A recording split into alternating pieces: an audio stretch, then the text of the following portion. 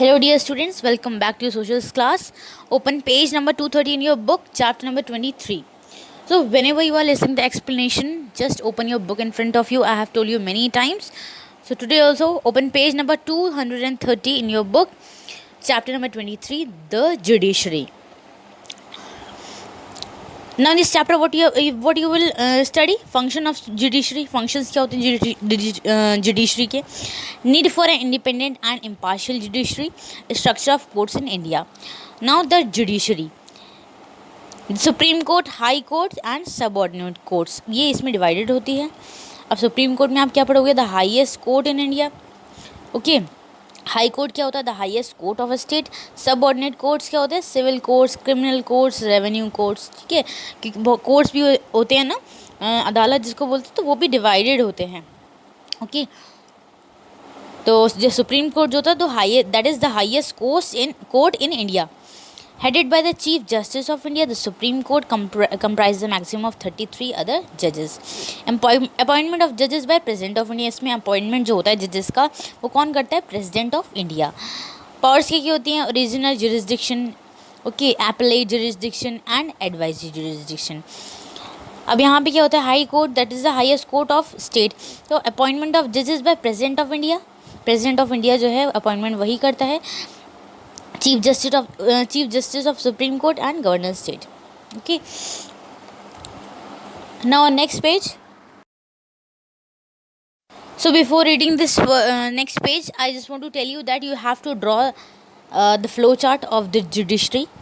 That is on page number 230 in your book. So you have to draw that in your notebook. Okay, in the civics notebook. जब आप chapter का name write करोगे, then you have to draw this flow chart. Now warm up exercise. अब warm up exercise में आपको क्या करना है? What you have to do in this? Read news related to settlement of disputes by different courts in any daily newspaper for a week and complete the following table. तो आपको news read करनी है जिसमें disputes होंगे different courts में. Okay, तो उसमें आपको ये राइट करना है. टाइप ऑफ डिस्प्यूट, अगर डिस्प्यूट बिटवीन टू सिटीजन्स, अगर दो पीपल के बीच में डिस्प्यूट है तो उसकी न्यूज़ हेडिंग क्या है? डिस्प्यूट बिटवीन टू स्टेट्स के बीच अगर डिस्प्यूट है तो उसकी न्यूज़ हेडिंग क्या है?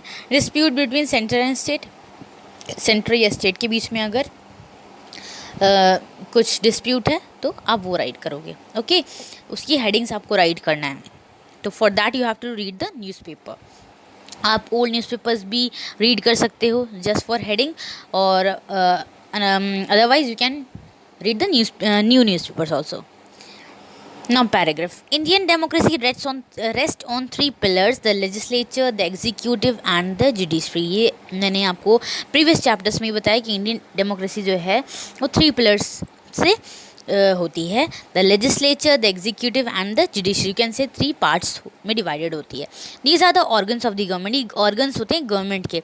The judiciary is the organ of the government which administers justice and awards punishments to those who break laws. तो जुडिशरी क्या होती है? That is you can see law.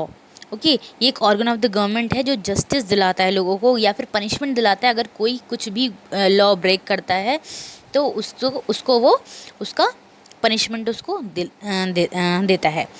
In India the judiciary functions independently of the other two organs of the government. जो India की judiciary है वो independently work करती है, वो किसी पे भी डिपेंड नहीं है, वो इंडिपेंडेंटली वर्क करती है, और जो वहाँ से डिसीजन होता है वही फाइनल डिसीजन उनका जुडिशरी में होता है. मीन्स अगर किसी को पनिशमेंट देना है तो वो सारा कुछ भी फंक्शन होगा ये जुडिशरी ही करेगी. अभी हम फंक्शंस पढ़ेंगे जुडिशरी के. Functions of judiciary. The judiciary plays a crucial role in the function of a democracy. Judiciary जो है एक इम्पॉर्टेंट रोल प्ले करती है डेमोक्रेसी की फंक्शनिंग में. It performs the following functions. ये फॉलोइंग फंक्शंस को परफॉर्म करती है. It settles disputes and punishes the guilty through the application of relevant laws. ये सेटल करती है डिस्प्यूट्स को. मीन्स किसी के बीच में अगर कुछ झगड़ा चल रहा है, कुछ भी प्रॉब्लम है, तो उसको सेटल करती है, या फिर पनिश करती है. अगर किसी गलती होती है तो उसको पनिश करती है through the application of relevant laws, उस लॉज के through. It protects the right of citizens of India. ये प्रोटेक्ट करती है सिटीजन्स की राइट्स को. Including their fundamental rights. It interprets the laws in conformity with the constitution. ये law जो भी कॉन्स्टिट्यूशन में गिवन है उसके हिसाब से चलती है. जो भी लॉ के अगेंस्ट जाएगा उसके ऊपर ये वहाँ से कार्रवाई स्टार्ट हो जाती है, वो लोग एक्शन स्टार्ट करते हैं, कोई भी एक्ट. ओके, एंड अगर वो लॉ के अकॉर्डिंग कोई वर्क करता है देन इट्स ओके. तो ये पूरा कॉन्स्टिट्यूशन के अकॉर्डिंग चलती है.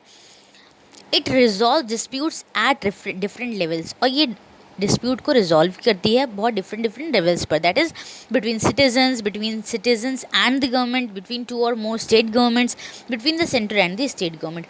अब डिस्प्यूट तो किसी के भी बीच हो सकता है, जैसे सिटीजन्स के बीच होता है, बिटवीन सिटीजन्स एंड गवर्नमेंट और सिटीजन के बीच में होता है, between two or more state governments, to या मोर स्टेट गवर्नमेंट के बीच में हो सकता है, between the centre and the state government.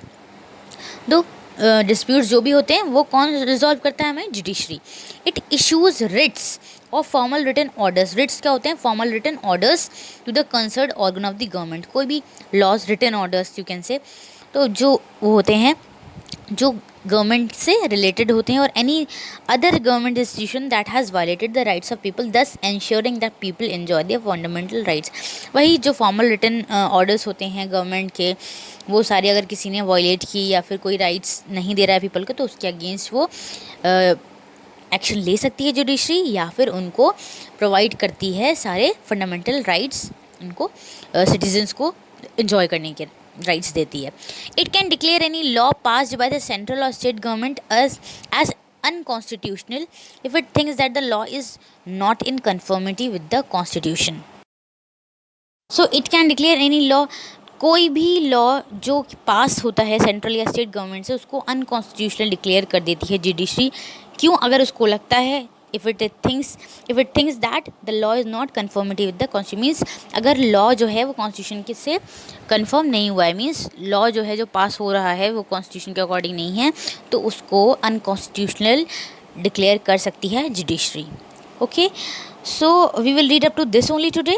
Now you have to read the chapter. आपको चैप्टर रीडिंग करनी है, जहाँ तक हमने पढ़ लिया है. You have to read this and you have to read the next page also up to page number 232 you can read. Okay, so read it today and tomorrow I'll explain again. Thank you. Have a nice day.